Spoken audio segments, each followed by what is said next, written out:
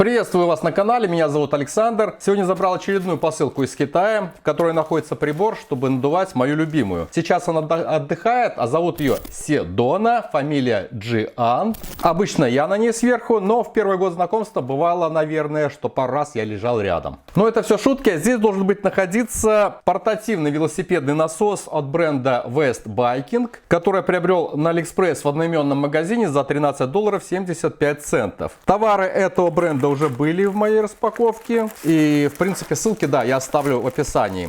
Зарекомендовали товары себя отлично. Пользоваться можно. Пользуюсь до сих пор. Хорошо запаковано все. Даже в такой вот матрас. Несмотря на то, что это всего лишь обычный насос. И причем насос поставляется в розничной блистерной упаковке. Это малогабаритный, очень портативный насос West Biking. Магазин предлагает 5 разных насосов. Есть варианты и с манометром. У меня вариант серого цвета и обозначен лот был литерой А. На упаковке обозначена модель B9220. Серый цвет. Изготовлен из алюминия. Цвет есть черный и, как у меня, металлический серый. Так, размер. Вес 90 грамм. Так, максимальное давление, которое можно накачать вручную с помощью этого насоса, здесь указано 150 PSI или 10,5 бар. Камера в моем велосипеде, как указано на покрышке Кенда, рассчитана на 40-65 PSI. Таким образом, получается, что это универсальный насос, и можно его использовать как с горниками, шоссейниками, прогулочными велосипедами. И почему-то он даже умный. В комплекте крепление на раму велосипеда из пластика, такой хомутик резиновый, удобно фиксировать.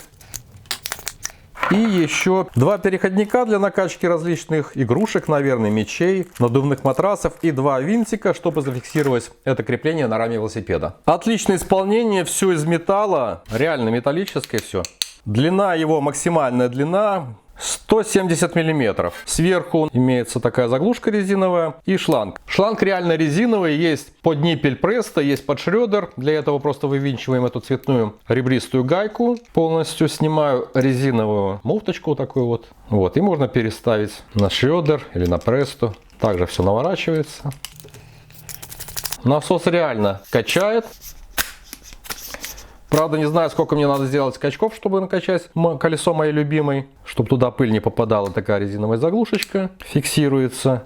Цвет такой серый, металлический, даже я бы сказал, что серебристый. Только белой краской нанесено имя производителя West Biking. Даже чем-то смазан, потому что руки уже жирные в каком-то масле. И в комплекте есть переходники. Вот игла для мячика можно сюда навинтить и покачать.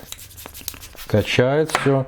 Так, и вот такой пластиковый переходник. Надувные матрасы, наверное, накачивать. Да, тоже все заворачивается сюда. Так, и давайте попробуем накачать вот полностью спущенное колесо, которое рассчитано, как я уже сказал выше, на давление от 40, минимум 40, максимум 65 PSI. Или 280-460 килопаскаль. Посчитаем, сколько времени займет данная накачка с нуля этого колеса. Так, здесь просто навинчивается с резьбой. Так, ну, погнали. Время пошло.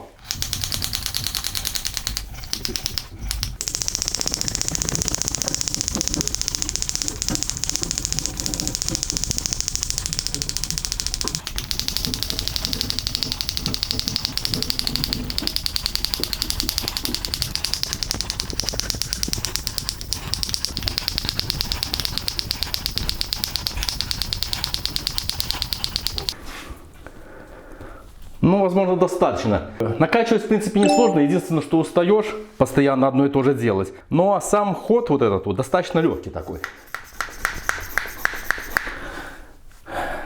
Да, хватит. Насос можно зафиксировать в этом креплении, таким вот образом. А само крепление установить вот на этой позиции. У меня их два положения таких. Здесь у меня бутылка с водой. Сюда можно завинтить вот эти. Вместо комплектных винтов, в принципе, можно использовать те, что были уже накручены на раме велосипеда. Готово. Но вполне можно этот насосик хранить и в кошельке. Такой велосумка, велокошелечек легко сюда заходит. Кстати, Rockbros еще один китайский бренд, которым я пользуюсь очень давно и, конечно же, к использованию рекомендую. Данный насос я купил именно в таком портативном варианте, чтобы брать с собой в дорогу на всякий случай. Рекомендую, ссылка в описании, подписывайтесь на канал, оценивайте это видео и до встречи здесь же. Пока!